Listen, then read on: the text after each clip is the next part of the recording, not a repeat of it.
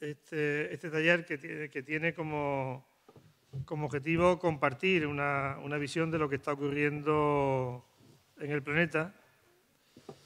Y estamos Manuel Pineda y yo mismo para hacer una introducción y luego, bueno, pues entrar en un debate e incluso, si es posible, en alguna conclusión. Yo voy a intentar en un cuarto de hora hacer una visión de lo que yo puedo entender que está ocurriendo en el mundo, en eso que se llama geopolítica. Eso sí, planteando de antemano que en estos momentos difícilmente se puede sentar cátedra y difícilmente se pueden tener respuestas a todas las preguntas. Estoy convencido de que hay muchas más preguntas que respuestas. De lo que se trata es de intentar buscar algunos puntos de coincidencia en el análisis para a partir de ahí intentar buscar respuestas. Yo empiezo planteando que hoy difícilmente nadie puede negar que hay una ofensiva de las fuerzas del capital que responden a un objetivo que no es novedoso, y es el intento de implantar en todo el planeta el dominio del capital sobre las riquezas naturales, sobre las materias primas, y ponerlo al servicio de una ideología. Este objetivo que el capital pensó que lo podía alcanzar tras el derrumbe de la Unión Soviética y la vuelta de los estados del este europeo al capitalismo, se desmanteló el Comecon como mercado alternativo, se disolvió el Pacto de Varsovia como instrumento de cohesión militar de esos estados, ¿no? Y a partir de ahí se entendía que se podía, el capital, que era un paseo militar, dominar el planeta.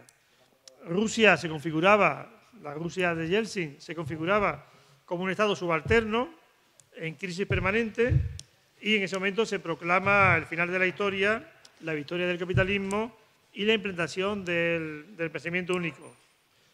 El gran capital, convencido de que podía implantar ese dominio a través de un mercado global que pretendía convertir el planeta en lo que llamaron la globalización, es la expresión de ese triunfo del capitalismo sobre el socialismo. Ese momento histórico marca la mayor euforia ultraliberal y también coincide, no casualmente, con el proceso de integración regional en Europa, en la Europa occidental, de manera que se configura la Unión Europea como la avanzadilla de lo que después sería lo que se llama el Consenso de Washington, y se trata de construir un modelo social y económico en el que se impone un sistema basado en la desregulación económica, la privatización de servicios, el dominio del comercio internacional, supeditar la democracia, entre todas las comillas que le queréis poner, al libre mercado, y garantizar sobre todo a las multinacionales, a las grandes empresas financieras, el dominio de la economía, de la política y de la vida de la gente. Esta euforia trata de alcanzar un pacto social, de intentar tener una amplia base social en aquello que se planteaba, se llamaba el capitalismo popular. Es decir, se trataba de hacer creer a la mayoría de la gente de que podía ser capitalista, de que podía ser accionista, de que podía participar en ese sistema único capitalista. Había una izquierda comunista desorientada, había una socialdemocracia entregada, y las fuerzas ultraliberales pues emprendieron esa construcción de la Unión Europea sobre una gran estafa, sobre una gran mentira, que era proponer a los pueblos europeos que se diesen soberanía, se decía, de los estados nacionales para construir una gran soberanía europea compartida. La realidad no era así. La realidad era que esa soberanía que se traspasaba, la soberanía que ya estaba limitada, nada que ver con la soberanía popular, pero la soberanía de los estados, que estaba limitada, pues se traspasaba no a una soberanía compartida europea, sino a entidades que no tienen ya ningún tipo de control, ni siquiera los controles que tienen los parlamentos limitados en cualquier democracia de la Unión Europea, sino que se traspasaba al Banco Central Europeo, que no tiene ya ningún tipo de control. Al Banco Central Europeo se le encomienda el control de la economía, lo que no es ni más ni menos que el control de la vida de la gente. De manera que ni los Estados nacionales, ni los gobiernos, ni los parlamentos puedan influir en sus decisiones. Por tanto, eso significa entregar el dominio de la Unión Europea a una entidad sin ningún control. Pero además, también se entregaba la política exterior, la política de defensa, también entre comillas, a la OTAN. Es decir, que se construía un modelo de integración europea que era claramente ultraliberal en lo económico, pero además claramente autoritario en lo que puede ser la institucionalidad y claramente imperialista en las políticas de militares o de defensa. Repito, el concepto de defensa muy entrecomillado. Tanto de lo que se trataba era de construir una hegemonía ideológica sustentado en un entramado social y político que eran los tratados de libre comercio, un mercado único mundial que se ponía a disposición de las multinacionales, situando además la producción en ámbitos territoriales que permitían obtener la mayor tasa de beneficio. Todo eso sustentado, para mí es lo fundamental, en un pensamiento único de valores individualistas, insolidarios, consumistas, que configuraban ese pensamiento único dirigido a ganar la hegemonía sobre la gran mayoría de la población, de la clase trabajadora y de las capas populares. Para consolidar ese modelo de Unión Europea, también se plantea extender la originaria Unión Europea hasta los límites de Rusia, que, repito, se constituía como un Estado débil, en crisis permanente, y, sobre todo, la idea era consolidar la hegemonía del eje Atlántico Norte sin ninguna posibilidad de alternativa. Pero la verdad es que el capital no consigue sus objetivos.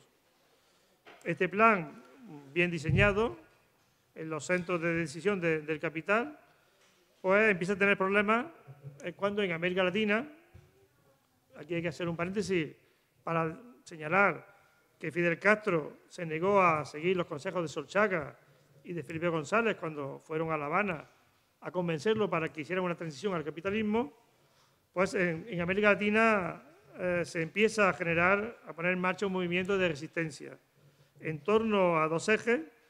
Uno eran los foros sociales y otro era el foro de Sao Paulo, de un contenido más político, partidario. Se planta cara al ALCA, que era el paralelo a la Unión Europea en América Latina, era el ALCA con ese proceso de integración ultraliberal.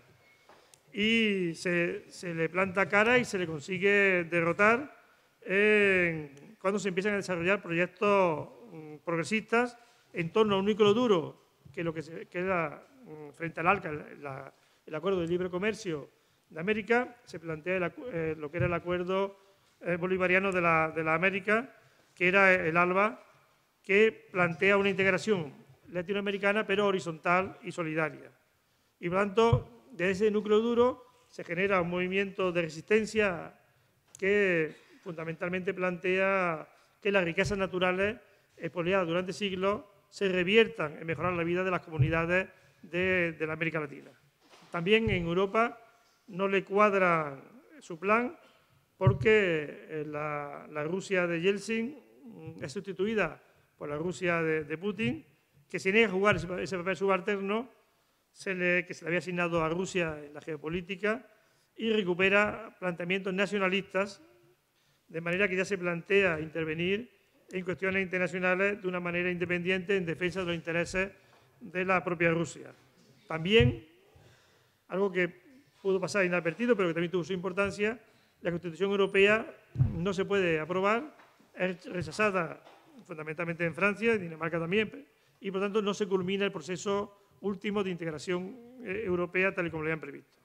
Pero sobre todo, China no se deja colonizar por las multinacionales y en lugar de ser ese gran mercado consumidor de productos occidentales al que estaba destinado, se convierte en un competidor de los Estados Unidos en todos los terrenos, no solamente en el económico.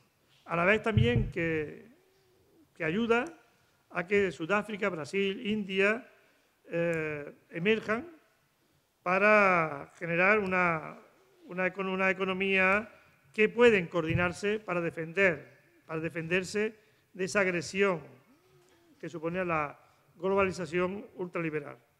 En este momento, donde el capital no ha conseguido el dominio del planeta, estalla la crisis sistémica que consigue frenar, consigue poner en crisis a todo el conjunto del capitalismo. El capital ya no puede, la globalización ya no puede contentar a todos los sectores del capital, porque no les puede asegurar mantener una alta tasa de beneficio. Y empieza a producirse también una crisis interna dentro del capitalismo, donde hay una parte, un sector del capital, que se considera excluida en esa globalización, fundamentalmente en Estados Unidos y en Europa. En Estados Unidos, esta confrontación se plasma en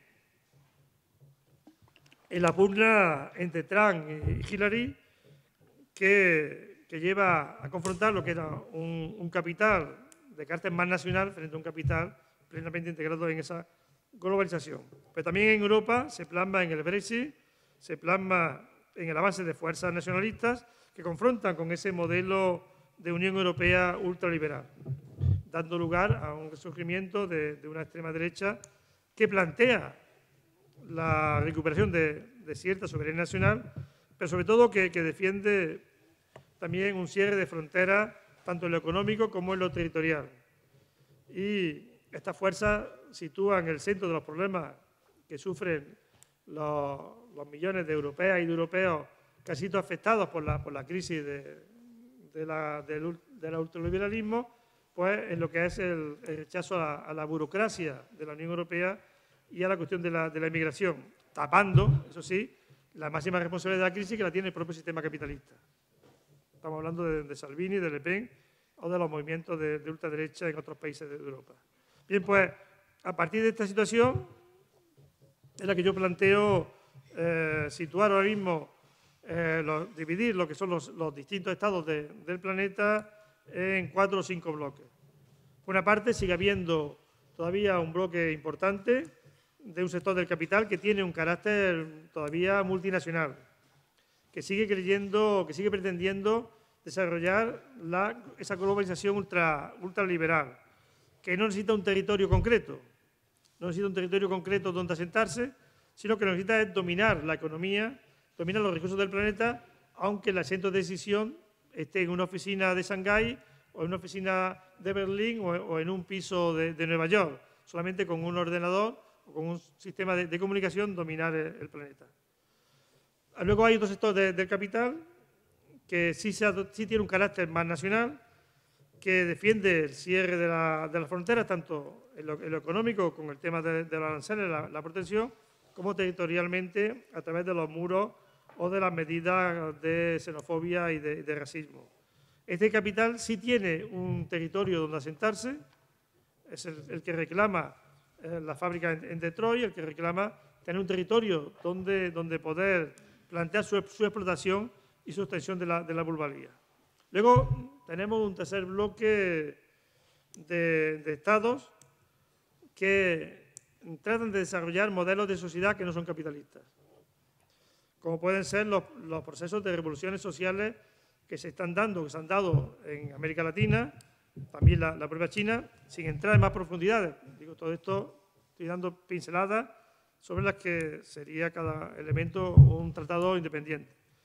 De manera que desarrolla un modelo económico propio, no capitalista. Se pueden autodenominar socialistas, eso es otro debate. Pero la realidad es que no es el modelo capitalista de extracción de plusvalía directa y de servicio tanto al capitalismo internacional como a otro tipo de capitalismo. Luego hay un cuarto también bloque o un cuarto grupo de economías de países emergentes que tienen un carácter capitalista, como puede ser Rusia o India, pero que confrontan con la globalización en la medida que pretende un mundo multipolar que no dependa del eje Atlántico Norte, que es el que ha dominado el planeta en los 2 últimos siglos y pico. Y ya por último hay también una gran cantidad de estados, fundamentalmente África y también parte de Asia, que conformarían el más llamado tercer mundo, que basculan entre uno y otro bloque en función de determinados intereses y de la propia supervivencia de las élites de esos estados. Pues bien, desde esa perspectiva, donde hoy podemos situar esos bloques, que no son estáticos, que son dialécticos, que tienen interconexión, pues es donde hoy podemos plantear la pugna que hay entre el mantenimiento de lo que puede ser el eje Atlántico Norte, su intento de un mundo unipolar, que repito, querían conseguirlo tras la Guerra Fría, tras la caída de la Unión Soviética, y que en estos momentos pues, está en crisis. O un mundo multipolar donde puedan convivir distintos ejes. En este sistema de contradicciones, el eje Atlántico Norte se resiste a morir, se resiste a dejar de ser el eje dominante y es donde plantea la ofensiva que decía al principio. Una ofensiva en la que está intentando utilizar su mayor arma, que es la existencia de un mercado único. Yo siempre digo que la Revolución Cubana pudo subsistir, había un Comecon, que era paralelo. Hoy en día la Revolución, todo el mundo tiene que acudir al mercado único, donde se comercia a nivel planetario. Y ese mercado único es el que pone los precios del petróleo para hacer la guerra comercial a Venezuela, o que puede imponer otro tipo de decisiones porque no hay un mercado alternativo al que poder acudir. Y en ese momento, y ahí se ponen de acuerdo los dos capitalismos, los dos sectores del capitalismo, en enfrentar de que no hay otra posibilidad de mercado. Y ahí confrontan fundamentalmente en estos momentos con China.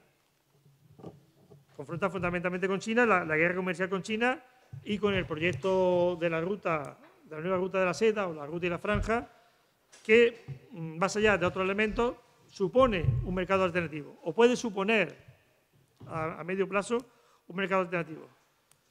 Luego Pina podrá hablar de lo que es la crisis de Hong Kong, otros elementos que lo que está en la pugna entre el eje Atlántico Norte y su pretensión de mantenerse o la posibilidad de que surja otro eje, el eje euroasiático, que le dispute esa hegemonía.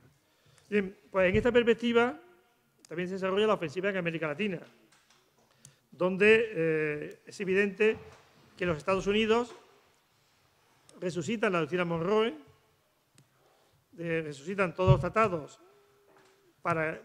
porque necesitan tener su patio trasero tranquilo para poder la gran confrontación contra Rusia y contra China, que es su gran confrontación. Pero no pueden tener el patio trasero como lo tenían a final del siglo XX y principios del siglo XXI. Por tanto, en estos momentos, en América Latina, es un sitio donde se desarrolla, el frente en toda confrontación, porque hay un objetivo fundamental.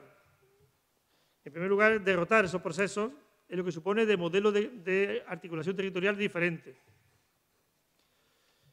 Tuve debate en el Parlamento Español y Margallo, entonces ministro, decía que no había otro modelo de integración que el europeo, porque lo de América Latina iba a fracasar. Y lo decía cuando todavía estaban en la cumbre el proceso, ¿no? Porque el objetivo es que no haya que Mercosur no sea una alternativa a la Unión Europea. En ese objetivo, cuanto es muy importante que seamos conscientes y sea consciente en los procesos de integración de América Latina, que en primer lugar hay que resistir el envite. Pero también es fundamental recuperar la iniciativa, no solamente resistir, sino recuperar la iniciativa social y política. Y para eso hay que dar un salto. Y hay que plantear la construcción de un modelo económico y político consolidado, donde no se pueda estar dependiendo del mercado capitalista. Y eso es donde nos jugamos ahora mismo la geopolítica. Romper y que haya al menos varios tipos de mercados donde se pueda comerciar. Eso en América Latina lo tienen trabajado, pero tienen que buscar aliados, porque no pueden construir un mercado exclusivamente de América Latina, a pesar de todas sus potencialidades. Porque cometieron un error, y es que generaron una economía que no era productiva. En la época de bonanza, lo han analizado, lo tienen escrito en un documento, yo recomiendo que podéis buscar, que se llama El Consenso de Nuestra América, que es muy autocrítico con los procesos.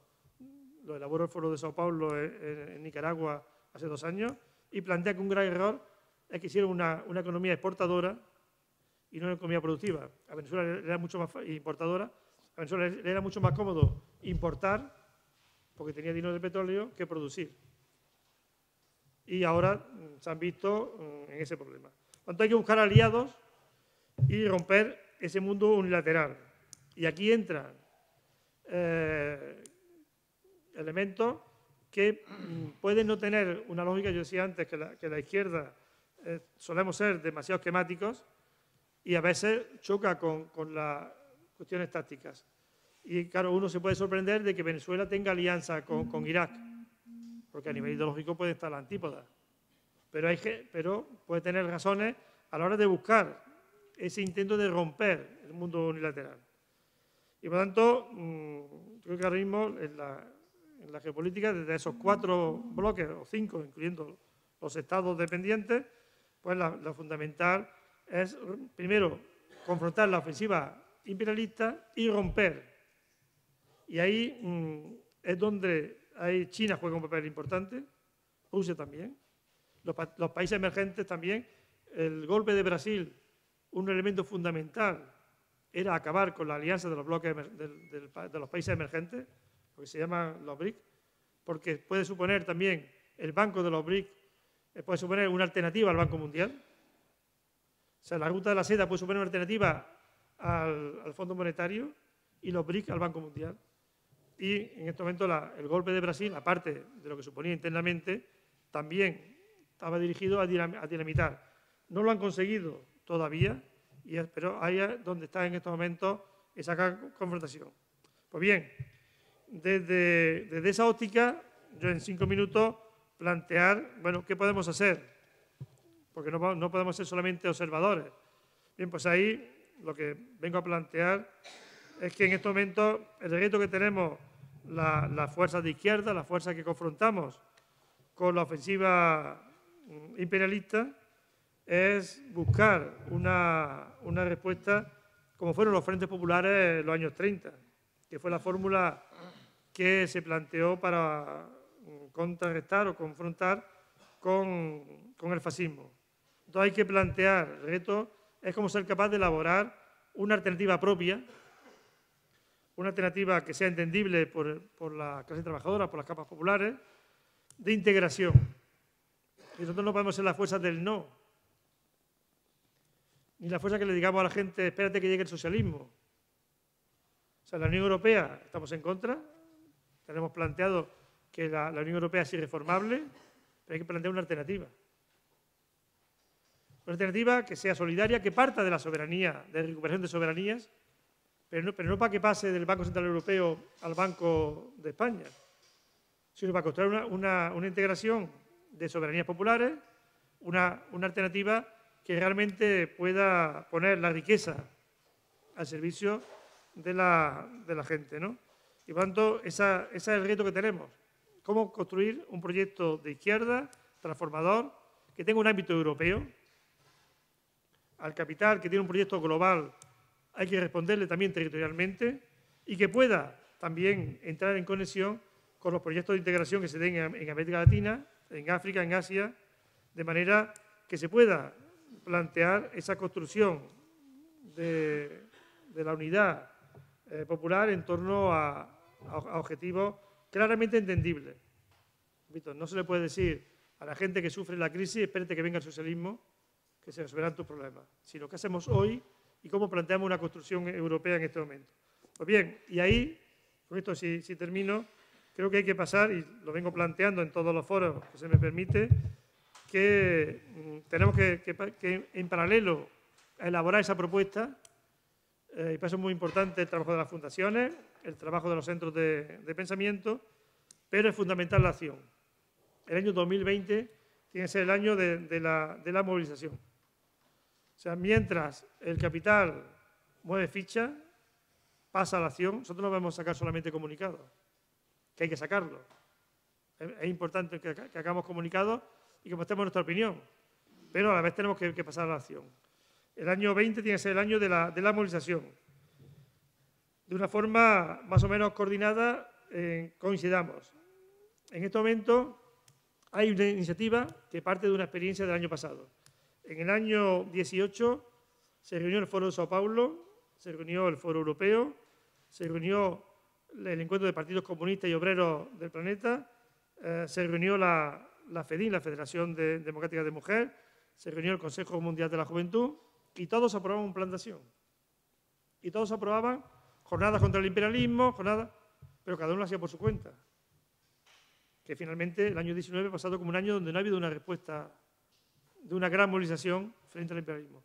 Bien, este año algunos hemos planteado que somos capaces de que todos esos foros que se reúnen este año, aparte de sacar grandes resoluciones, digamos, vamos a hacer que en el 20, en torno al mes de mayo, el mes de la derrota del fascismo, pues hagamos una gran movilización en todo el planeta frente a esta ofensiva imperialista. De manera que, aunque sea de forma diferente, el Foro de Sao Paulo, el Foro Europeo, la FEDIN, el Consejo Mundial de la Juventud, el Encuentro de Partidos Comunistas, acordemos, aunque tengamos eslóganes diferentes, pero que hagamos algo coordinado. Porque si no, repito, el imperio lanzará esa ofensiva y lo que nos quedará será tomar posición en favor de un capitalismo, otro capitalismo, porque no tendremos capacidad de reacción. Creo que ese es el mayor error que puede haber, pensar que los enemigos de nuestros enemigos son nuestros amigos, sino que al contrario, la izquierda europea tiene que tener el reto de elaborar su propia propuesta, tiene que tener el reto de elaborar su propio perfil y a partir de ahí construir ese modelo de integración que desborde a la Unión Europea, que vaya desde los Urales hasta el Atlántico, mirando hacia Asia, generando ese gran frente euroasiático que además, yo esto siempre lo digo para terminar, los europeos tengamos una cura de humildad y seamos conscientes de que no somos un continente, que somos una península de Euroasia, que Europa no es ni más ni menos que una península de lo que sería Euroasia. Y esto para bajar un poco los que pueden pensar que Europa ha sido siempre el centro de la historia, que China del siglo XVIII era bastante más avanzado que lo que puede ser Europa, ¿no? Bien, esto es un poco por lo que le daría la palabra a Pineda para terminar, repito eso. Desde esa visión geopolítica actual, el imperio no ha ganado la batalla, no ha ganado la batalla. Es verdad que tiene medios materiales para destruir el planeta, pero no ha ganado la batalla. Y lo que pasa es que hace falta plantear cara y pasar a la ofensiva. Pues nada, con esto le doy la palabra. Muchas gracias.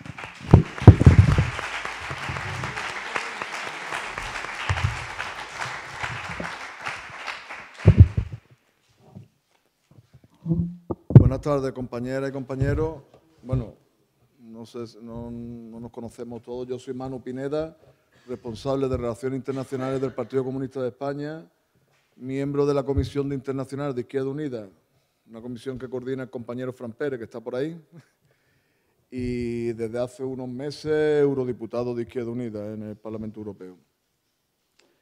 Lo primero, agradeceros que a estas horas en las que a uno le apetece mucho más estar son una siesta o algo así, pues que estéis aquí. La verdad es que me ha sorprendido la asistencia, ¿eh?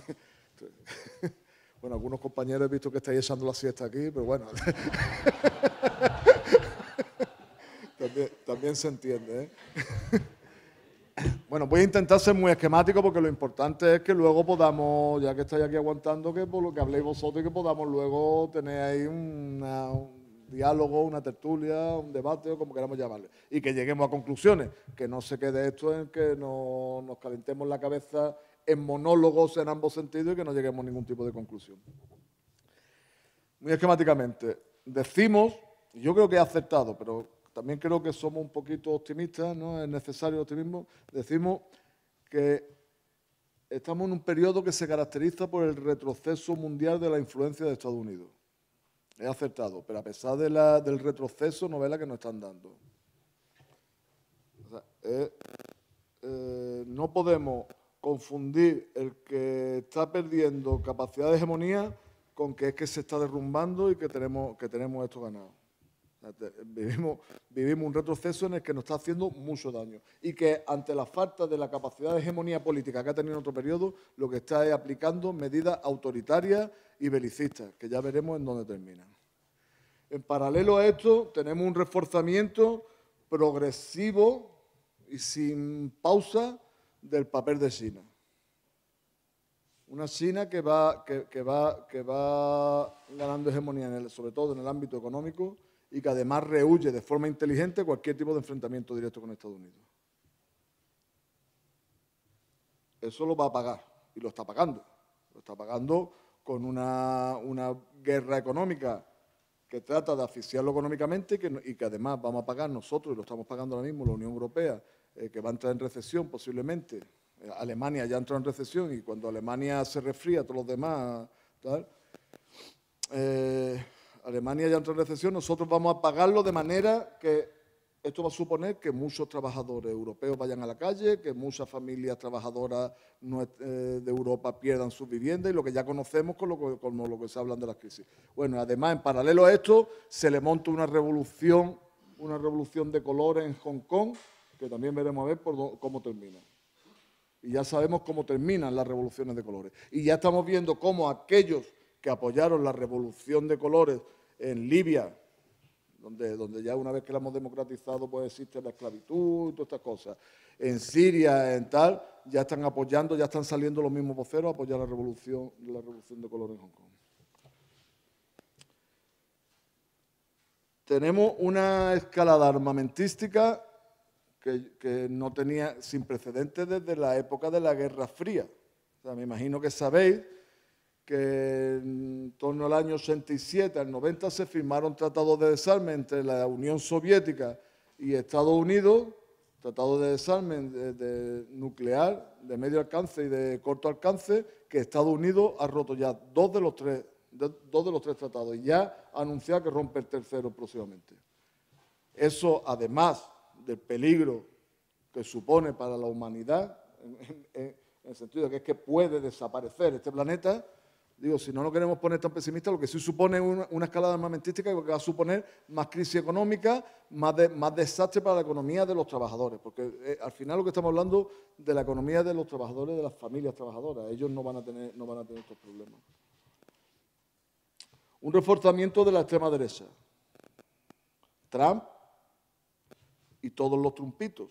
O sea, Bolsonaro, Orbán, Modi en India, que a lo mejor aquí lo conocemos menos, pero es un elemento de cuidado, y todo Duterte en Filipinas. O sea, todo esto que digamos que la extrema derecha ya no es una cuestión anecdótica de un dictadorzuelo que había en no sé dónde. Se está extendiendo como una metástasis. Y no sé si las fuerzas y los gobiernos democráticos están abordando esto con la importancia que requiere la situación. Impotencia de la Unión Europea, que juega un papel de sirviente de Estados Unidos, un papel subordinado a las decisiones de Estados Unidos y que además, pues, el fracaso está basado en la crisis del neoliberalismo, el Brexit y todo lo que supone que la Unión Europea no tiene ningún papel geopolítico en el mundo. A pesar de que nosotros nos creamos que el mundo gira en torno a Europa, tiene un papel absolutamente secundario porque ha renunciado a jugarlo y ha decidido jugar un papel subordinado a Estados Unidos. Hay analistas que consideran que estamos en vísperas de una tercera guerra mundial. Hay otros analistas que consideran que no estamos en vísperas, que estamos en una tercera guerra mundial, simplemente que es distinta a las demás. Las dos primeras guerras mundiales, el centro de batalla ha sido Europa, esta vez no es así. Ahora mismo tenemos en guerra Irak, Libia, Siria, Yemen, Afganistán, tenemos tensiones tremendas en Sudán del Sur, en Somalia, en Nigeria, en todo el Sahel. O sea, si esto no es una guerra mundial, no sé. O sea, habría que definir primero que es una guerra mundial, pero la verdad es que ahora mismo hay más guerras que en otras épocas en las que se consideraba que era un conflicto generalizado. Pero es que además, lejos de estar pacificándose, lo que se están es extendiendo esa guerra. ¿En dónde se están extendiendo? Irán. Irán no es un país cualquiera. Irán es un país con una importancia geopolítica y geoestratégica tremenda. Estados Unidos, Trump, ha decidido romper el Tratado 5+1, firmado hace unos años y que suponía un acuerdo en el que se levantaban las sanciones a Irán a cambio de que ellos asumieran cierto control sobre su capacidad en avance nuclear y tal. Eso ha decidido Estados Unidos romperlo de forma unilateral, imponiéndole sanciones que la Unión Europea, a las que la Unión Europea se opone, pero desde luego no rebate. Y está entrando al final, la Unión Europea está participando de un modo indirecto en las sanciones a Irán. Y no se está posicionando con la suficiente claridad en contra de una posible agresión, que estuvo a punto hace unas semanas de iniciarse. No sé si sabéis que Estados Unidos, Trump, dio orden, hace unas semanas, me refiero a hace 5 o 6 semanas, no mucho más, dio orden de atacar a Irán y paró la orden 10 minutos antes de que se empezara. Eso tendría unas consecuencias, bueno, imprevisibles. Las tensiones entre India y Pakistán. Estamos hablando de 2 países con armamento nuclear, ¿eh? Y a raíz de los acuerdos a los que está llegando Estados Unidos con los talibán en Afganistán y a raíz del tema de Cachemira, están habiendo una tensión entre ellos que tampoco sabemos por dónde va a terminar. Carta blanca a Israel. Siempre ha tenido carta blanca a Israel, pero ahora más que nunca. Porque es que mientras que las administraciones estadounidenses anteriores, como la de Obama, Clinton, los Bush, Reagan, siempre han sido bastante sionistas, pero trataban de aparentar un cierto respeto al derecho internacional, la administración Trump lo que está es siendo más sionista que el propio Netanyahu,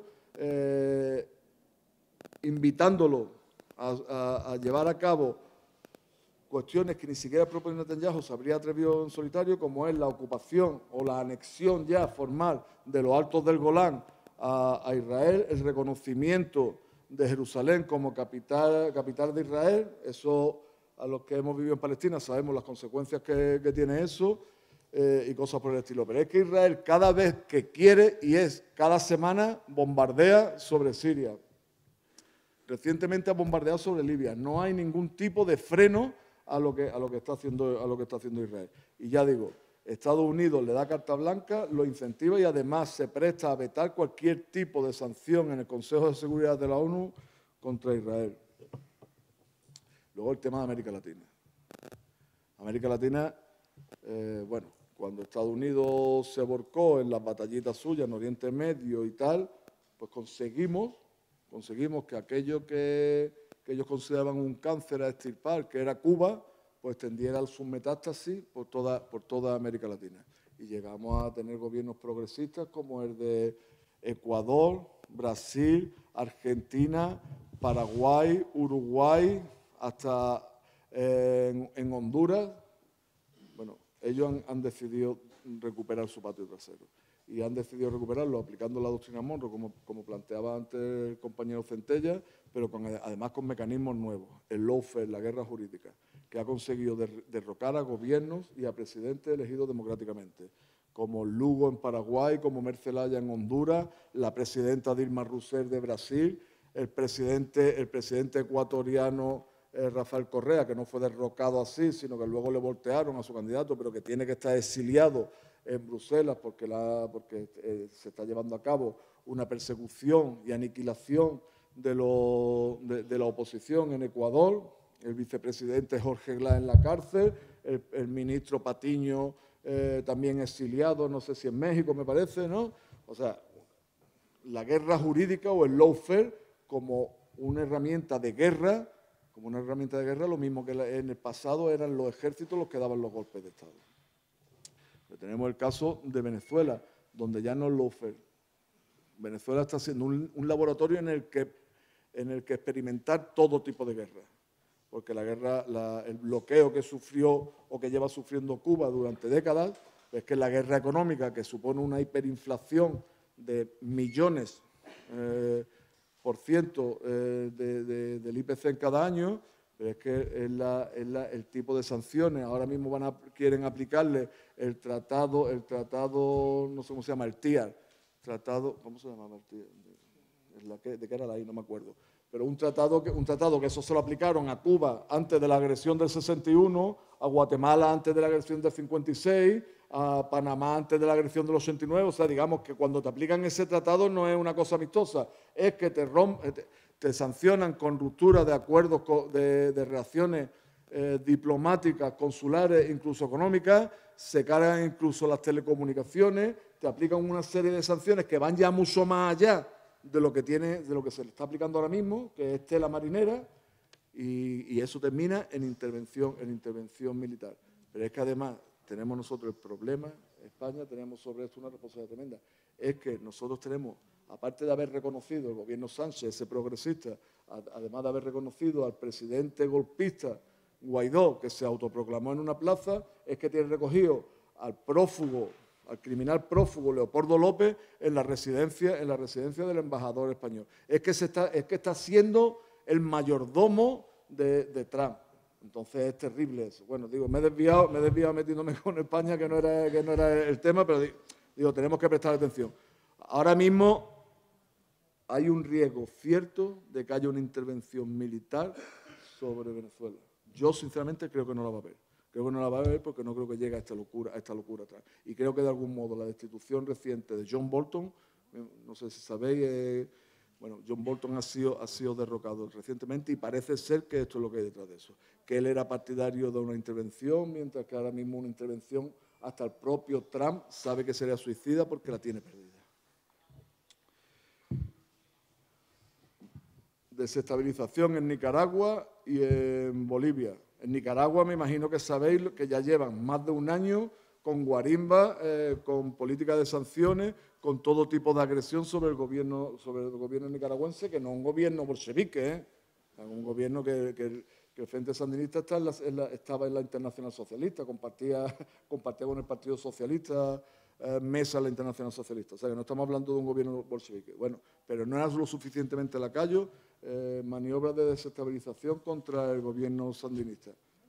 Contra el de Bolivia lo están intentando y se incrementará en los próximos meses, porque me imagino que sabéis que en el mes de octubre tienen elecciones presidenciales en Bolivia, que ni Estados Unidos ni todos sus sirvientes reconocen la capacidad del presidente Evo Morales a presentarse a la reelección, y que ya se da por hecho que no van a reconocer a su presidencia si es que la consigue en las elecciones, y por lo tanto nos podemos encontrar con una situación muy similar a la que estamos viviendo ahora mismo respecto a Venezuela. Y luego el tema final, porque todo esto son como escalones para llegar al final, que es Cuba. Incremento del bloqueo a Cuba, acabando con los tibios avances que se dieron en el periodo de Obama. No solamente se han acabado con esos avances, sino que se ha incrementado mucho más. Se ha reactivado la ley Helms-Burton, especialmente su título tercero, una ley claramente ilegal porque supone sanciones extraterritoriales, que está suponiendo, por ejemplo, que a empresas españolas como Meliá y empresas de este tipo que tienen hoteles allí se les estén sancionando y no puedan participar en el mercado estadounidense. Y van a tener multas y algún tipo de bloqueo. Ahora mismo la han cerrado hasta las cuentas bancarias a la embajada cubana en Bruselas. Le están cerrando las cuentas bancarias a empresas que son necesarias aquí en España, empresas que son necesarias para que se puedan llevar a cabo determinadas operaciones financieras que no son directamente de la embajada cubana, pero sí alrededor de ella. Le han cerrado ya las cuentas. Se le están cerrando hasta las cuentas en las redes sociales, en YouTube, en todo esto. Está habiendo como cierto bloqueo, ya no solamente económico y comercial, sino incluso mediático, para que no tengamos manera de explicar qué es lo que están haciendo con Cuba. Y desde luego esto no tiene ninguna buena intención. Bueno, digamos, viendo este panorama, que no es como para hacer la ola, lo importante es lo que planteaba antes Centella, ¿qué hacer? Porque nosotros, si nos limitamos a hacer un diagnóstico y a decir que malos son ellos y que ver que pues no estamos consiguiendo nada. ¿Qué hacer? Centella ha planteado antes algunos temas que son fundamentales. Yo voy a hablar de lo que más me afecta a mí. Nosotros tenemos que impulsar un movimiento por la paz. Ahora mismo, luchar por la paz es revolucionario, pero con una visión antiimperialista. O sea, no la paz de los cementerios, no la paz de la entrega con bandera blanca, sino una paz o una lucha por la paz desde una visión antiimperialista. Y lo que os quiero decir, porque es lo que más me preocupa, cada vez que hablamos en estos términos, lo que más me preocupa es que muchos de nuestros activos, muchos de nuestros activistas, muchos de nuestros militantes, incluso dirigentes, tienen una visión bastante dogmática y sectaria de cómo trabajar el tema de la paz. Nosotros no podemos trabajar en ningún ámbito, solo con la gente que piense exclusivamente como nosotros. Nosotros, para luchar por la paz, lo mismo que hicimos cuando el tema de la OTAN, o como hicimos cuando la guerra de Irak, tenemos que trabajar con gente con la que tenemos diferencias, en algunos casos grandes diferencias. Nosotros tenemos que trabajar con sindicatos, con movimientos de cristianos de base, con todos los frentes de masa a los que podamos sumar, porque solo de ese modo podremos ir avanzando. Nosotros vamos trabajando en ese sentido en el ámbito internacional, pero aquí es fundamental que lancemos ya un movimiento por la paz antiimperialista que sea potente, y para eso necesitamos dejarnos de dogmatismo, dejarnos de sectarismo, dejarnos de yo soy la verdadera izquierda y todo el que no piense como yo está condenado al fuego eterno, y ponernos a trabajar. O sea, digo, os he agradecido antes que estuvierais aquí, pero si estáis aquí y me estáis escuchando y después os vais y olvidáis de todo lo que hemos dicho, la verdad es que no sirve de gran cosa. Tenemos que ponernos a trabajar en nuestros territorios, con aquellas organizaciones, con aquellos movimientos, con aquellos colectivos, con aquellas personas que a título individual estén dispuestas a trabajar por la paz con nosotros. Y eso es básico. Os recuerdo que la revolución de octubre, la revolución del 17, se lleva a cabo por la paz. O sea, el luchar por la paz no es una cuestión menor. Uno de los lemas era la paz, era contra la participación de Rusia en la Primera Guerra Mundial. Nosotros tenemos que ver, analizar correctamente cuál es el momento que estamos viviendo y trabajar por la paz y trabajar contra el imperio. Trabajar por un mundo multipolar en el que no haya un gendarme global como trata de seguir siendo Estados Unidos. Y lo dejo aquí ya porque lo importante es que ahora pues tengamos un debate lo más participativo posible. Muchas gracias.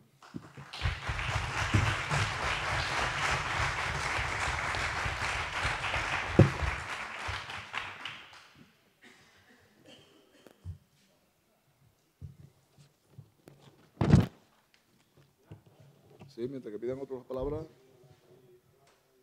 Oye, ¿cómo apuntamos? ¿Vais pidiendo uno a uno? Son las 25, tenemos hasta las 6:30 que se diga siguiente taller. ¿Cómo apunto yo a quiénes son los que están pidiendo? Porque yo no los conozco. Sí, levantad la mano y decir el nombre que os toma. Venga, se lo decía Ángel y va pasando el micro, ¿vale? Venga, empieza tú.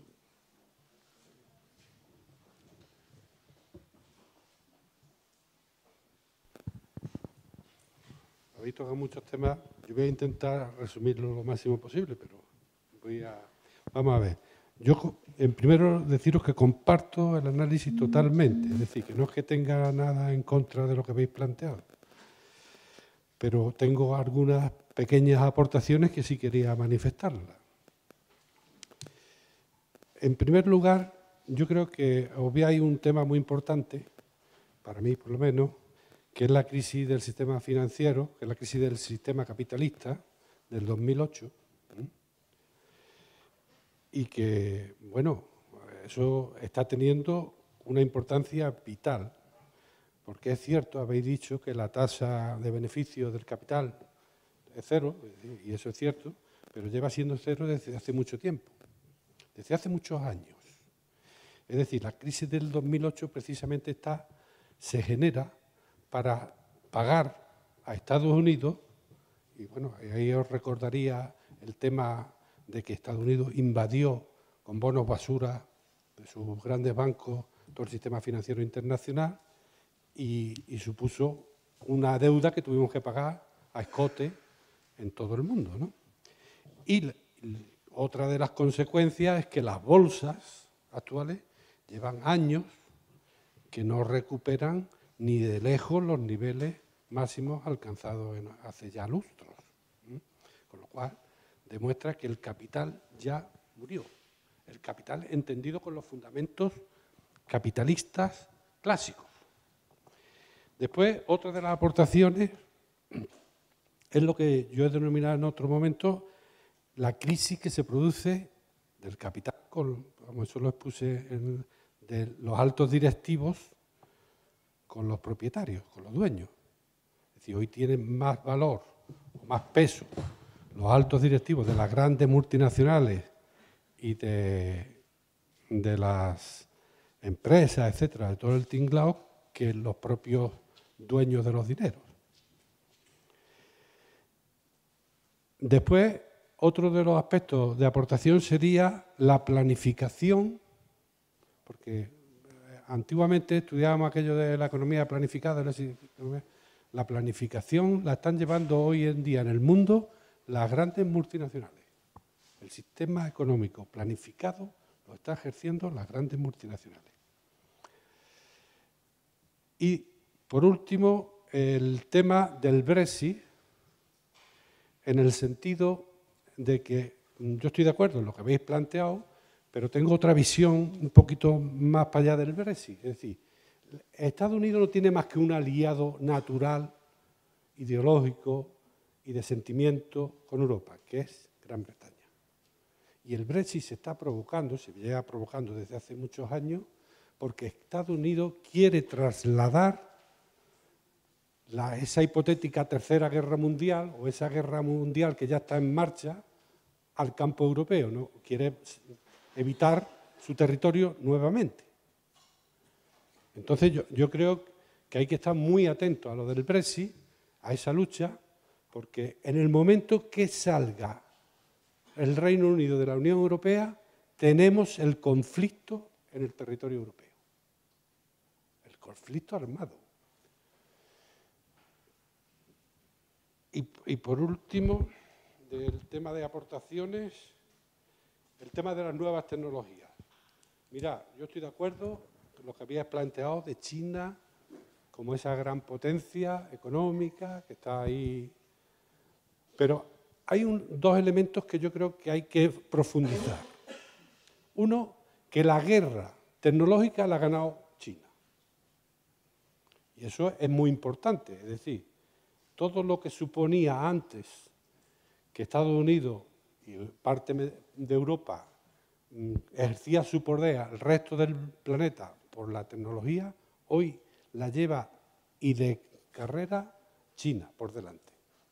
Y después que China ha establecido en ese dominio y en esa influencia en África y en otros países, lógicamente, habéis citado algunos, una economía de cooperación que ha posibilitado que no solo ellos se están beneficiando, pero están desarrollando a esos pueblos y eso es como si dijéramos que no tiene retorno, porque ya no solo van a África a esquilmar los recursos naturales o a Sudamérica, sino que ya se están generando allí infraestructuras y tal. Eso en cuanto a las aportaciones que hago a vuestra reflexión, que ya he dicho que la comparto y no es contradictorio con nada de lo que he dicho. Y después, en cuanto a la parte de las ideas, es decir, qué hacer, yo estoy también de acuerdo que hay que hacer, yo voy a aportar también 2 o 3 ideas, por si vale, ¿no? ¿Cuánto tiempo tenemos cada uno? Lo digo porque es mi tiempo y yo... Sí, hombre, pediría que resumierais un poquito, pero bueno, ya... voy a terminar, ya Sí. ¿Cuánto? Bueno, digo, ya está, pero bueno... ¿Cuánto me ha interrumpido? A lo mejor. Vamos a ver, yo 2 o 3 cosas. Primero hay que mostrarle a la gente la realidad. Es decir, que yo creo que una de las acciones antes de movilizar es que tome conciencia de toda esta realidad. Porque tú no le puedes decir a la gente, vamos para acá, para allá, si no sabe y es consciente de que puede tener aquí esa guerra, en su territorio. Que las bombas no pueden caer aquí, dentro no de 10 años, a lo mejor dentro de 1 año, o dentro de 2 años. Eso yo creo que es importante. el concienciar a la gente, a los cuadros primero, etcétera, ¿no? Desarrollar una economía alternativa, no solo económica, sino social y cultural. Estamos en algunas instituciones, el ayuntamiento, etcétera. Tenemos que desarrollar alternativas, es decir, si no somos capaces de tener medios de comunicación propios, si no somos capaces de tener cultura propia, etcétera, alternativas, ¿cómo vamos a transformar el mundo? Tenemos que trabajar primero en esa base. Y bueno, lo último es decir que el problema de las derechas son peligrosos, pero el verdadero problema de las derechas, de los Bolsonaro y todas esas cosas, es que terminan peleándose entre ellos. Las guerras mundiales siempre se han peleado entre los distintos fascistas.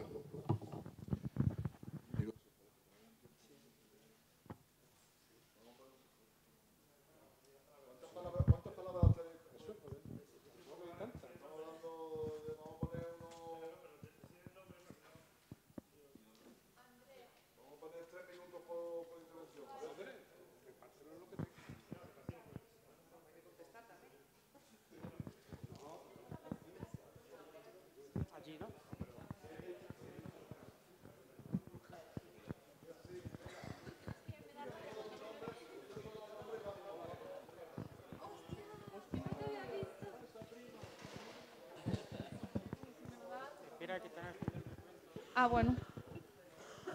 Es que me da... Sí, bueno. Es que no te había visto. Es que me había... Oh.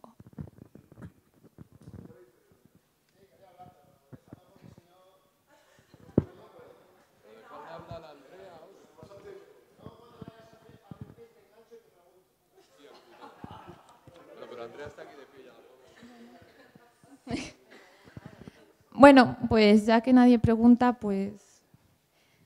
A ver. Bueno, voy a un poquito de atención, perdón. Bueno, hablando sobre la lucha de la paz, ¿vale? Yo creo que también es una guerra por el relato, ¿vale? Lo que está pasando en Latinoamérica creo que no se está contando bien y los medios que están disponibles son muy pocos, ¿vale? Hasta ahora el único bueno es Misión Verdad. Visto desde otro ámbito, como en Europa, no he encontrado nada y tampoco tenemos, digamos, un banco con noticias donde podamos sacarle información. Claro, la información es poder y poder compartirla y, digamos, contrastar las noticias de otros medios. Por ejemplo, contra Venezuela es muy fácil siempre y cuando tengas las herramientas.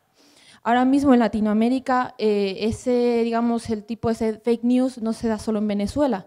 En Ecuador es bestial. O sea, la persecución política es a nivel generalizado y, digamos, los medios de comunicación a través de las redes sociales es una herramienta más ahora mismo en contra la lucha, digamos, por la guerra del relato. Ya está. Bien, bien.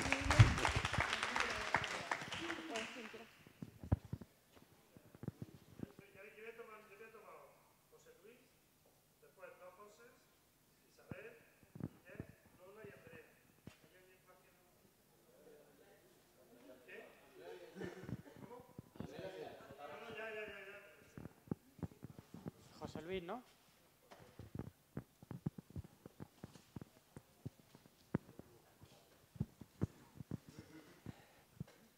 Cuando habéis citado el tema de los recursos naturales, no habéis hecho hincapié en el factor cambio climático. Está el problema de la energía ahí muy directo y está el problema del trabajo concienzudo del imperialismo por el dominio del petróleo, del poco petróleo que ya queda. Y entonces yo creo que deberíais, en vuestro conjunto de discursos y en vuestros planteamientos de acción, tanto por la paz como de acción, de coordinación de acciones en el ámbito de todo el mundo, yo creo que el tema del cambio climático deberíais ponerlo también sobre el tapete.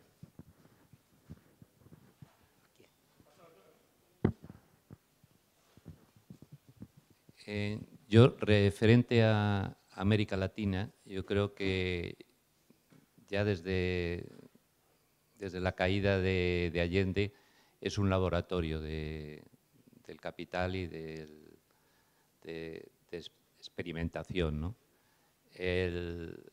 Y toda esa experimentación nos ha llegado a Europa recientemente. Y todavía nos queda que nos llegue lo que sucede en América Latina periódicamente, es que se pierdan los ahorros directamente, no solo el trabajo, ¿no? Como lo habéis expresado, lo veo que no, sinceramente, que no es una expresión de algo nuevo. Creo que el capitalismo ha evolucionado mucho más de lo que nosotros podemos reaccionar contra ellos. Avanzan y tienen medios y cada vez es más la distancia que nos sacan. Como se comentaba ayer, hay diferentes, ya no hay una clase social, ya no hay un umbral revolucionario, o sea, a la gente se le puede machacar absolutamente y no hay una reacción. Y el capital es cada vez se puede identificar menos con personas, es cada vez más difícil, es más etéreo, más amorfo. Y yo creo que el capitalismo, que ahora es más financiero que productivo, en algún momento, y creo que Rockefeller en sus tiempos también en algún escrito lo decía, necesita una reducción de la población, ¿no? Y la reducción de la población, pues se puede imaginar uno cómo viene. Gracias. Hola, me llamo José. Estoy de acuerdo con vosotros en todo lo que habéis dicho, solamente añadir principalmente que no habéis mencionado el tema de la televisión, no de las redes sociales, sino de la influencia, por ejemplo, en Europa de las televisiones. Es decir, el adoctrinamiento que nos están dando viene por parte del, llamémosle, capitalismo, pero es un adoctrinamiento que consigue que un país como España haya tragado todo lo que no hemos tragado durante los últimos 30 años sin protestar, sin quejarnos. Se está ampliando lo que fue el laboratorio de España a toda Europa y está funcionando también en Francia, en Alemania, y nos lo estamos tragando todo. Veo más peligroso, muchísimo más peligroso eso que una posible guerra mundial o todo eso. Y considero que somos una minoría tan pequeña que la geoestrategia se debería de plantear quizás luchar contra eso más que contra lo que es el capitalismo en sí. Ya está.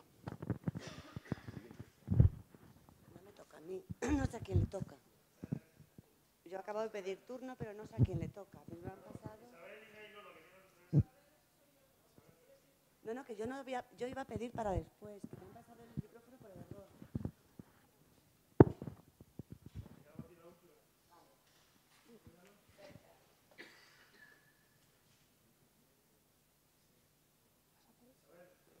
Sí, vale. Yo tengo dos preguntas. La primera, no sé si os he entendido bien, pero en vuestra exposición un poco de cómo están los bloques ahora mismo, lo que me falta es entender si existe alguno de estos bloques propone un modelo económico alternativo, que en mi opinión no. En mi humilde opinión, China no es un modelo económico alternativo, es ultracapitalista, depredador de recursos naturales, es lo que está haciendo en África y en buena parte de América Latina también.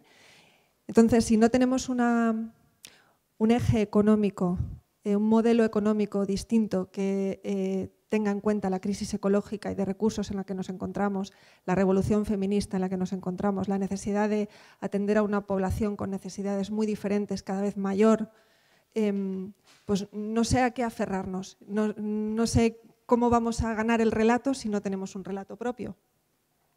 Y después, con respecto al objetivo de la paz, ahora mismo, creo que no habéis citado, y si me lo he perdido me corregís, cuál es el papel ahora mismo de Naciones Unidas. Los derechos humanos están en franco retroceso. Creo que en general y en la práctica no se reconocen como un objetivo viable. Y me gustaría que comentaseis si creéis que la Agenda 2030, los Objetivos de Desarrollo Sostenible, tienen algún potencial transformador, porque también, bajo mi punto de vista, se ha mercantilizado esa agenda. Ahora mismo hay un montón de subvenciones y de dinero público para cosas que, amparadas en el paraguas y con la marca Agenda 2030 y ODS, realmente no son verdaderamente transformadoras y no sé hasta qué punto han llegado tampoco a la población en general. No sé si los aquí presentes conocen, por ejemplo, lo que son esos objetivos. No, bueno, esas son mis preguntas. Gracias.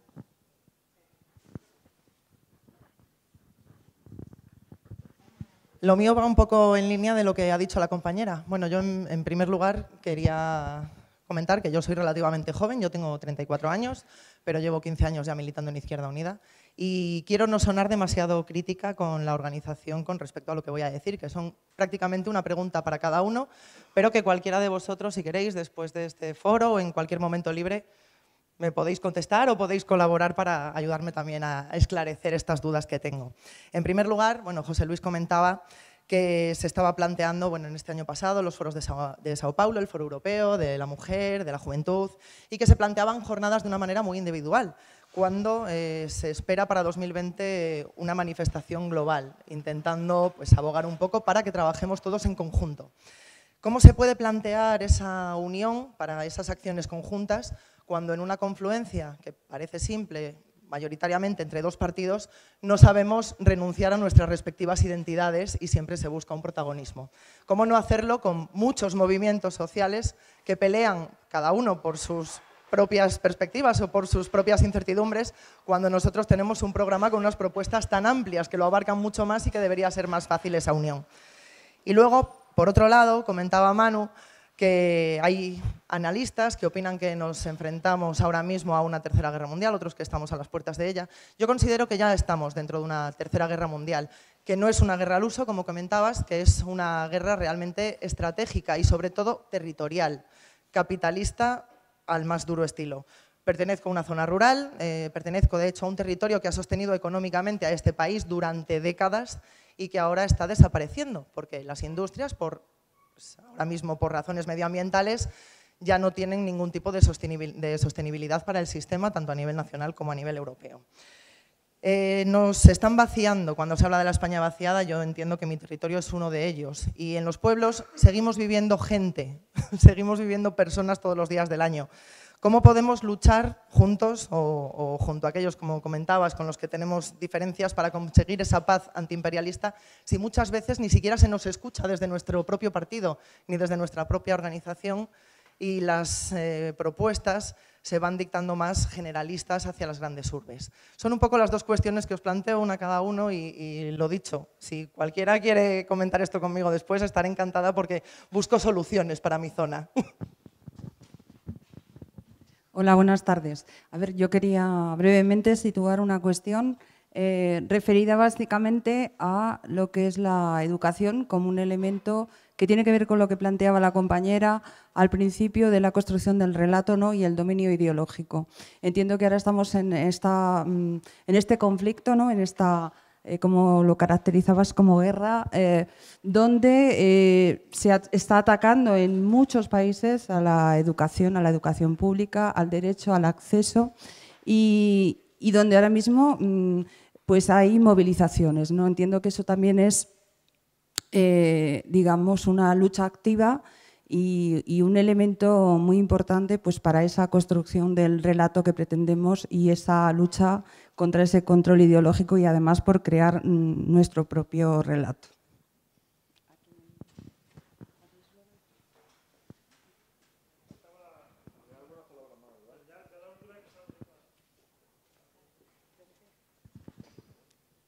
Yo quería ir a una parte un poco más práctica. Nos habéis contado muchas cosas, que nos da mucha información, pero bueno, yo creo que en el fondo a lo mejor no conocemos los intríngulos o determinadas cosas, pero sí conocemos la realidad. Sin embargo, me gusta mucho más la otra idea de hacer un movimiento por la paz, porque yo creo que uno de los grandes problemas que tenemos en este momento aparte de estar divididos en un montón de luchas que en el fondo lo único que sale a la luz de verdad es que los derechos humanos no existen, que la gente en el mundo se muere de hambre, que hay trata de blancas y que habría que unir, en vez de desunir todos esos trabajos que estamos haciendo en miles de organizaciones, en miles de sitios que nos agotan, que no nos dejan ir, ¿cómo y desde dónde partimos para poder hacer un movimiento grande que suene? O sea, la pregunta es esa, ¿por dónde empezamos? ¿Falta alguien?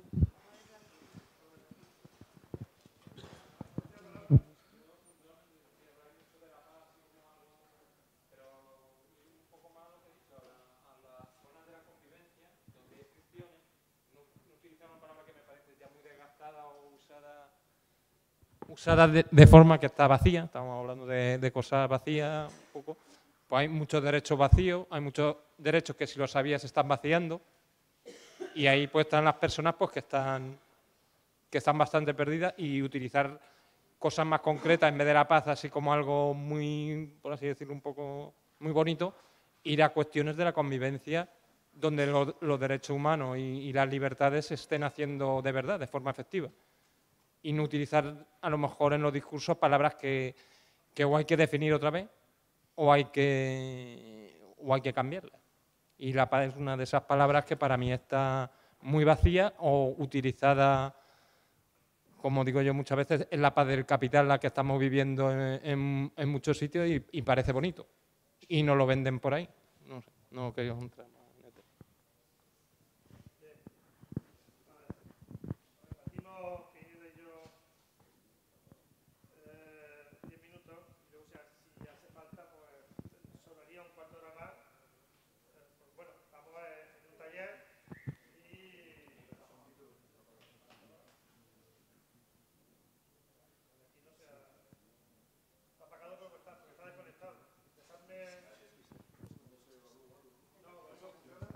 Hola.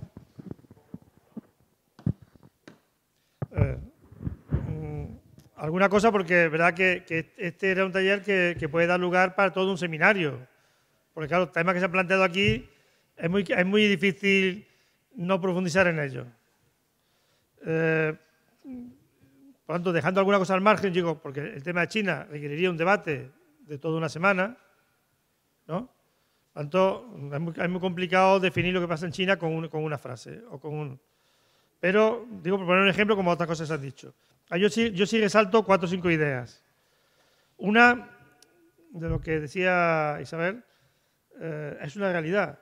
Entonces no tenemos un modelo propio ahora mismo, alternativo.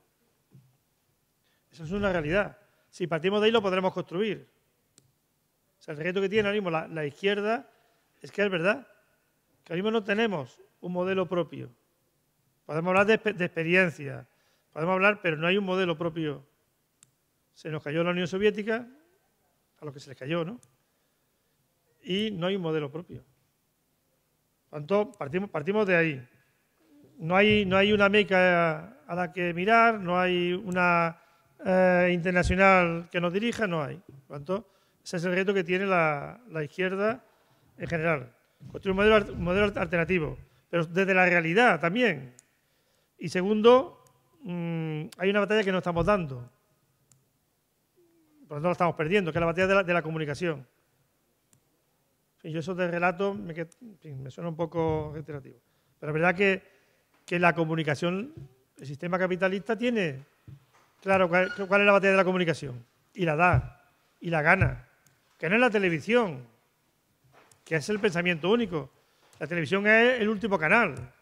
Pero hasta que te llegue a ti la imagen de la televisión y la noticia, es evidente que hay. Y por tanto, todo forma un sistema de comunicación que no lo damos. No hay medios de comunicación. No hay medios. Y Internet, ya sabemos, o sea, las redes ya sabemos lo que son, ¿no? Y por tanto, ese es el reto que tenemos. Y os lo digo desde cierta desesperación, porque algo intentado, como bien sabe Fran, y porque hay recursos, pero no los ponemos en común. Y no digo ya nosotros aquí en España, sino a nivel general. Y es verdad que Telesur supuso un avance, pero como no somos capaces de generar una sinergia, pues al final se van agotando. Y eso es fundamental. Y es verdad que el pensamiento único se impone a través de la comunicación. Y, por lo tanto, tenemos esos dos problemas. No tenemos un proyecto claro que contraponer al proyecto del capital y además no tenemos medio de comunicación. Pues lo tenemos complicado.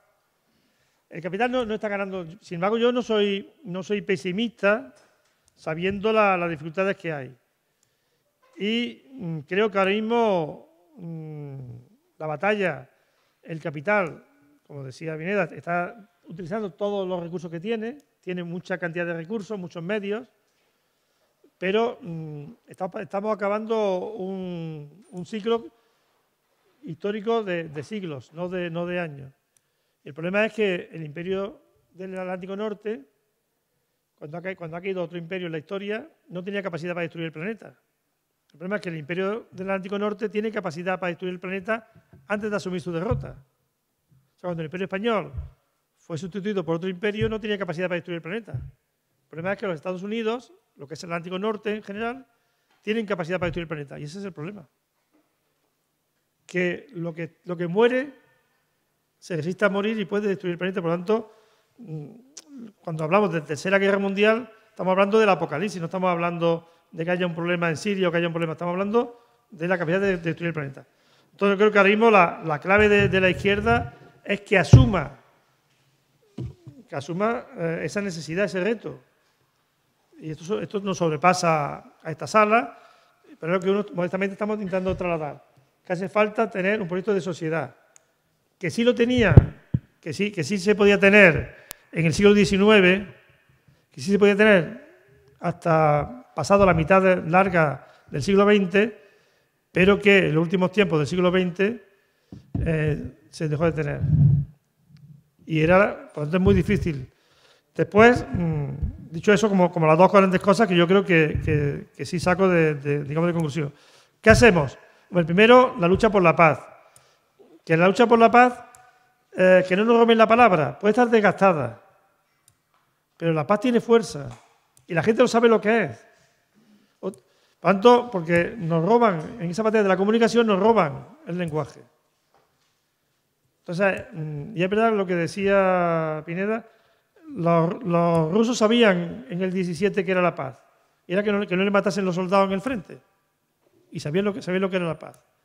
Y la gente sabe, por tanto, hay que dar la batalla por la paz, pero en este momento hay que frenar, dar la batalla en América Latina.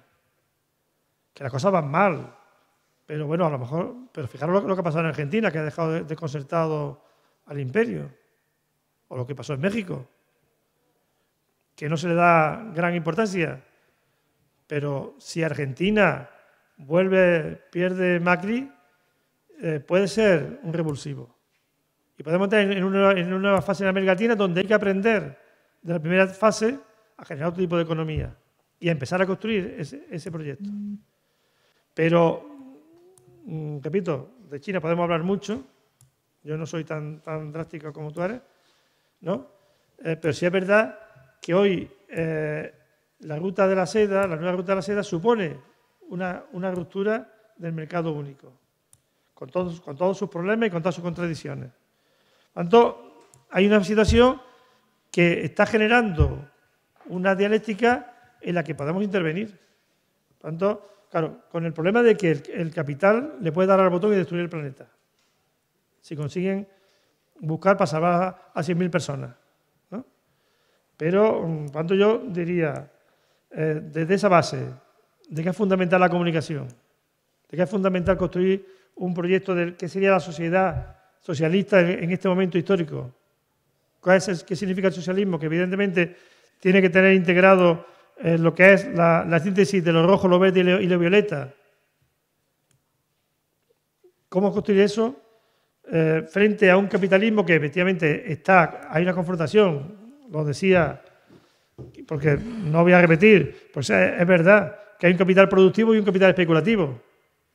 Pero el capital especulativo no ha ganado la batalla y hoy hay un capital productivo que renace. El fascismo no es ni más ni menos que el capital productivo frente al capital especulativo, entre otras cosas.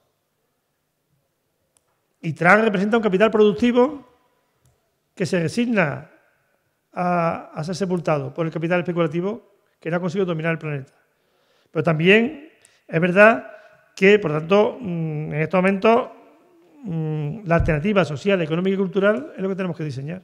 Eso es un poco lo que quería plantear, sabiendo que, poniendo un punto de optimismo, pero sobre todo nuestra gran responsabilidad.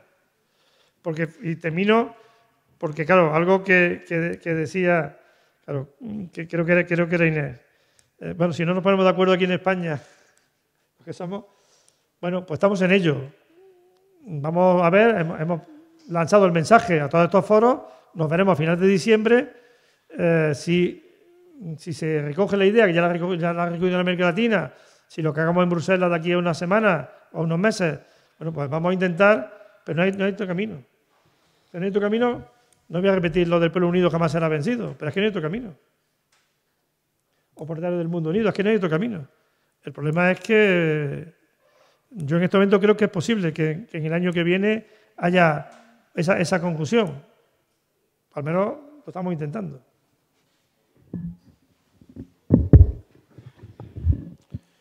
Sí, bueno, muy breve.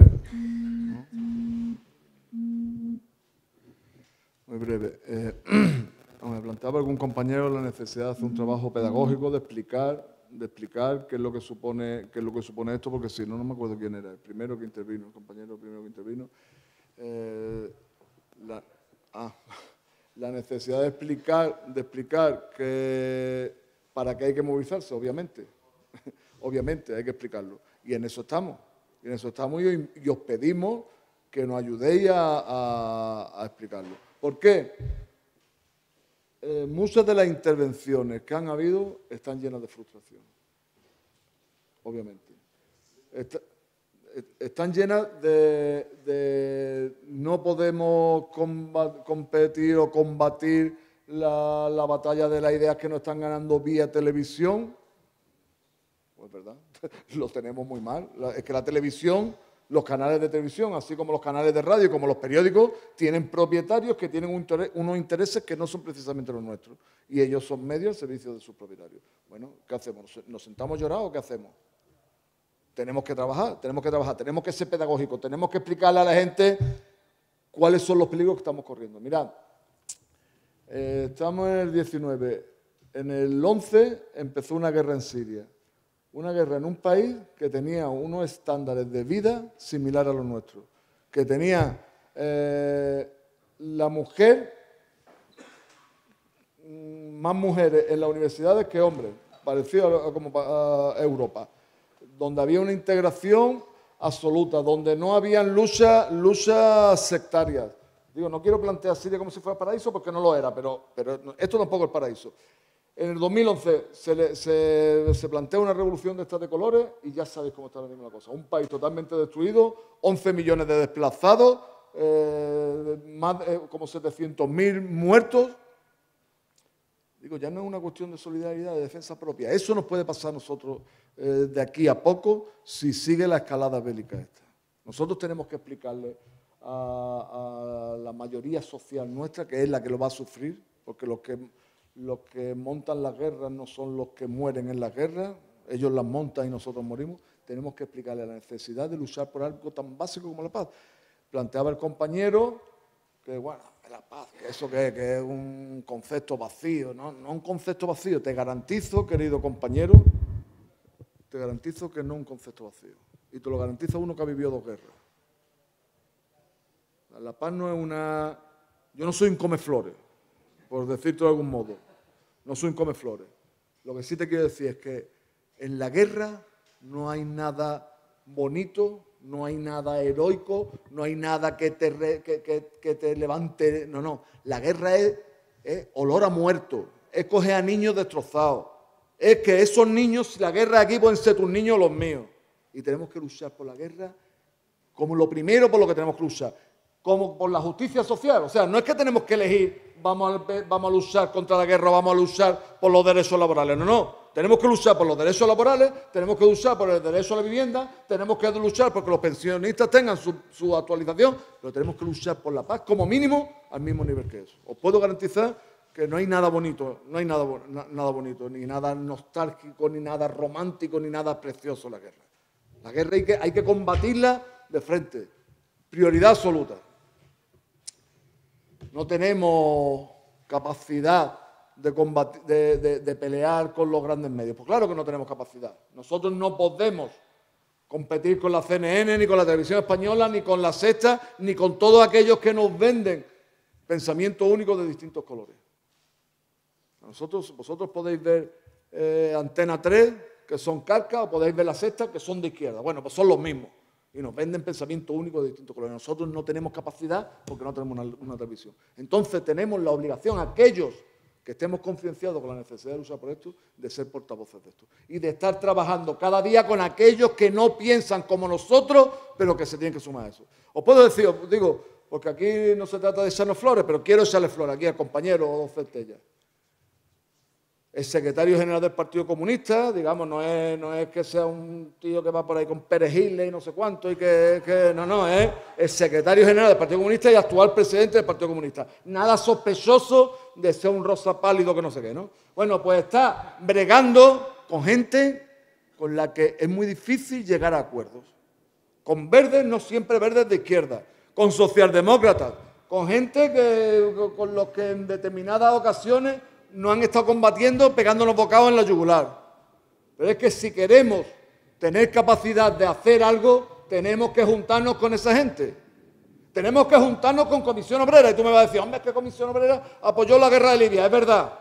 Yo soy del sector crítico de Comisión Obrera. He estado en Comisión Obrera peleándome con la dirección de Comisión Obrera por hacer cosas como esa. Apoyó la guerra de Afganistán, es verdad. Apoyó la guerra de Siria, es verdad. Pues a pesar de todo eso, tenemos que juntarnos con ellos e intentar que se sumen al movimiento por la paz. Tenemos que ser capaces de salirnos de esa barrerita de confort en la que nos juntamos 5 que pensamos igual, no discutimos porque pensamos igual, somos unos talibanes dogmáticos, sectarios, que no somos capaces de ganar ni una asociación de vecinos. Digo, porque es que, si no, ¿para qué vamos a estar perdiendo el tiempo en esto? Yo conozco gente que es más cafre que yo y me junto con ellos y yo soy el de derecha entre ellos. Bueno, ya está. Claro, es que no se trata de eso. No se trata de eso. Si queremos transformar algo, es necesaria la unidad. El enemigo que tenemos es muy potente. Algún compañero o compañera decía antes, hombre, es que la desigualdad que hay ahora mismo entre los capitalistas y nosotros es como nunca. Pues es verdad, ¿y qué hacemos? ¿Nos sentamos a llorar o nos ponemos a intentar cambiar esa correlación de fuerza que no es absolutamente desfavorable? Ahora mismo, la mayoría de la clase trabajadora no se reconoce clase trabajadora, es clase media. Ahora mismo no hay industrias donde se puedan organizar la estructura que es capaz de ser un sujeto revolucionario. No hay. Bueno, pues no hay. ¿Qué hacemos? ¿Qué hacemos? Tendremos que seguir peleando. Tendremos que decirle a un chaval de esos que va con una bicicleta, con una bolsa verde detrás, ganando 600 euros al mes, o 500 o 700, jugándose la vida en cada semáforo, que su enemigo, que el responsable de eso, no es un inmigrante que viene jugándose la vida en una balsa. El responsable de sus penurias es el empresario que lo está explotando. Y tendremos que ganarlo para nosotros. Y eso no es fácil, compañeros y compañeras, eso no es fácil. Eso es trabajo cada día, constante. No tenemos derecho a rendirnos. Tenemos que seguir peleando hasta el final. Perdonad porque no sé, se me ha ido la olla y yo no sé qué otro tema.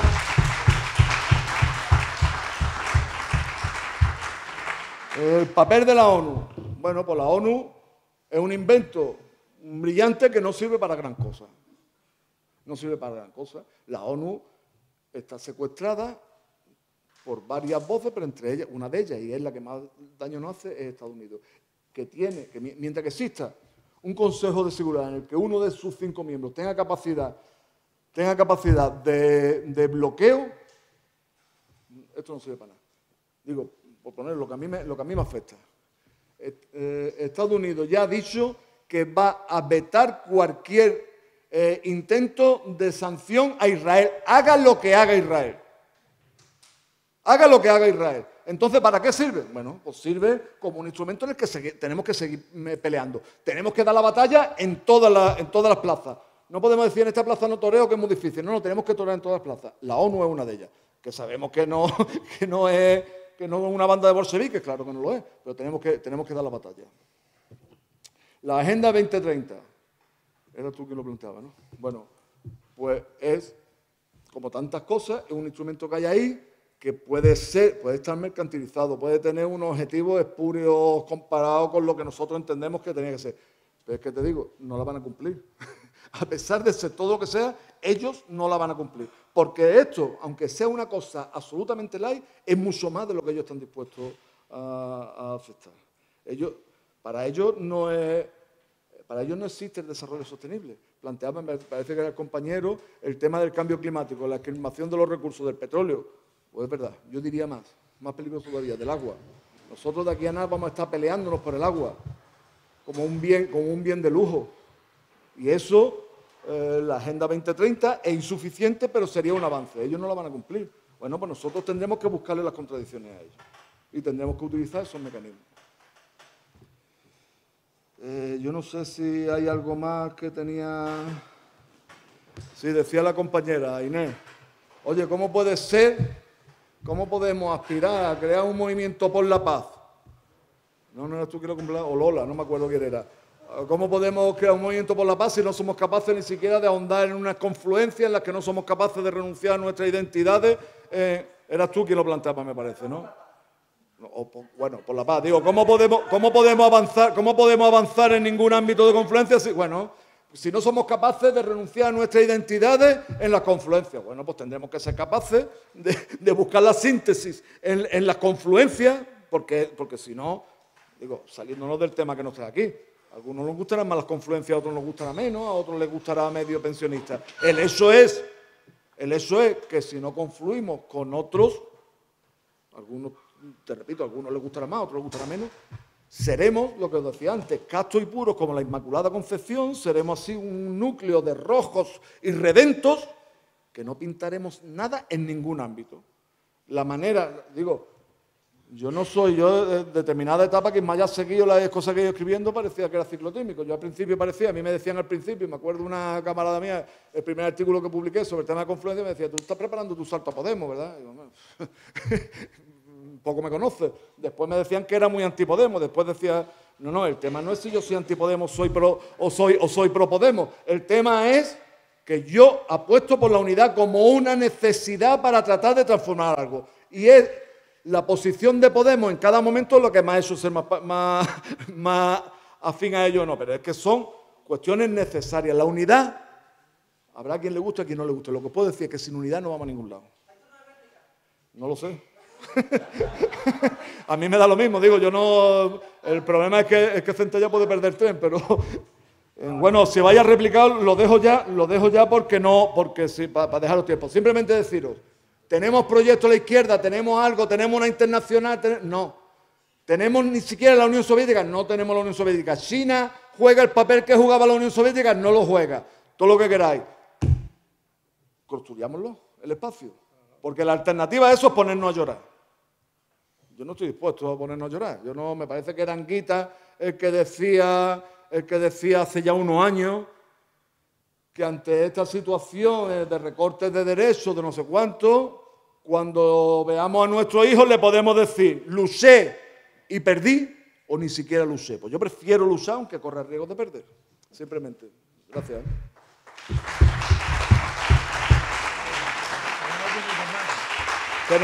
Habéis pedido algunas réplicas, tenemos 10 minutos, pero inalargables, que si no pierde el tren. Entonces, si soy rapidito... Te agradezco mucho tu efusividad también en la respuesta. A lo que me refería es a cómo podemos confluir, a cómo podemos llegar a esos acuerdos cuando esas confluencias se están decidiendo desde ámbitos superiores a los territoriales. Es decir, cuando en mi territorio, por ejemplo, las bases de cada uno de los partidos eligen a sus listas, pero después es desde Madrid donde nos dicen, no, el primero tiene que ser de aquí y el segundo tiene que ser de este otro partido. Es a lo que me refiero. ¿Por qué no nos dejan en un ámbito más pequeño decidir? Eso sería motivo de otro debate. Digo, es que en el tema no podemos digo, no. No podemos crear la anécdota. Sí.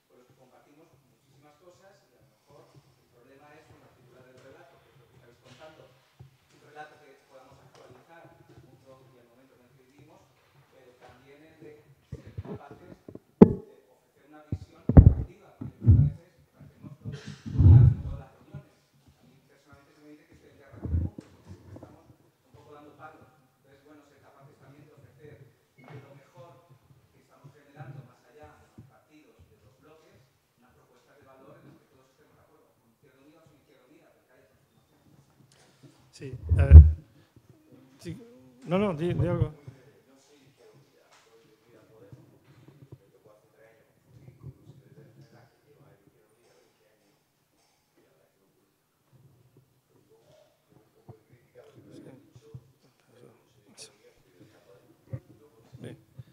Bien, eso está. Yo ahí decir dos cosas. Mira, yo sé que la cosa no es fácil, pero hemos hecho una propuesta, que veremos si en diciembre sale. Le hemos dicho a todos los grupos que están intentando plantar cara a la ofensiva imperialista, pongámonos de acuerdo en una fecha. Luego que cada uno organice su manifestación con su lema, como quiera, pero que el día X del mes de mayo salgamos en todo el planeta a la calle, frente a Trump unos, frente al imperialismo otros, frente a la depredación del planeta otros, pero que en lugar de montar 20 manifestaciones durante todo el año, hagamos una. Bien, yo no sé si eso será posible, pero algunos no hemos asumido la derrota. Porque la clave, el objetivo del pensamiento único es que la gente asuma la derrota. Ese es el objetivo, que es lo que decía aquí el camarada. Por lo tanto, hemos hecho una cosa muy simple y vamos a ver, repito, si en diciembre yo espero que tengamos la fórmula, empecemos a trabajarlo. Y ahí hemos aprendido del movimiento feminista. Hemos aprendido, o estamos aprendiendo, porque el 8M se construye en torno a una fecha, pero en torno a 1000 luchas, incluso a veces contrapuestas. Pero y se sale, y hay una expresión unitaria que demuestra que hay fortaleza. Bueno, pues vamos a intentar que la pase así. Después, yo, quien me conoce, no soy precisamente de los optimistas, pero yo no soy en este momento pesimista. Y es verdad que el mundo está muy mal, pero ¿cuándo no? ¿Cuándo no? ¿Cuándo no? Es verdad que hay, la mayor parte de la clase trabajadora no se reconoce, pero la clase trabajadora no ha sido siempre revolucionaria, ¿no? Que aquí, en la república esa que todos tenemos, en nuestros cuartos adornándonos, cuando ganó el vino negro no fue la sociedad, no fue votado por los obreros, que la izquierda se oponía al voto de la mujer porque pensaba que los curas iban a dominar el voto de la mujer. Digo, estamos hablando, digo, es que parece que cualquier tiempo pasado fue mejor, estamos. No. En estos momentos, en Estados Unidos, el pensamiento socialista está avanzando, en los propios Estados Unidos. Y en esta jornada que queremos hacer en mayo, es muy importante que sea en Estados Unidos, porque Vietnam ganó la guerra, los vietnamitas, pero también porque la retaguardia de Estados Unidos consiguieron dar la batalla. Y la unión de los vietnamitas que dieron su vida en los túneles con la derrota ideológica del propio capital en Estados Unidos hicieron que el pueblo vietnamita ganase la batalla. Bien, por tanto, yo creo que la cosa es muy difícil, es muy complicado, y es verdad que cada uno de nuestros pueblos tenemos la situación que tenemos, pero la batalla se está dando. Y el capital, vosotros imaginaros cómo estaba la izquierda en el año 89, 90, 91, 92, 93. Por no decir cómo estaba la izquierda en España en el año 39, ¿no? Claro, ¿no? O cómo estaba en Siria, ¿no? Bueno, pues no han ganado la guerra de Siria, no la han ganado. No han ganado la guerra de Siria. No han ganado la guerra después de la caída de la Unión Soviética. Entonces, vamos a ver, digo, para irnos con una situación de que no estamos derrotados. Y es verdad que la izquierda no tiene ahora mismo un proyecto diseñado, pero también es verdad que hay miles de experiencias a las cuales hay que poner en valor. Y es verdad que en América Latina se han cometido errores. Pero a pesar de esos errores, tampoco han conseguido derrotar Estados Unidos a la izquierda en América Latina. Y ha habido derrotas en Brasil, derrotas en Ecuador, pero no han conseguido derrotarlo.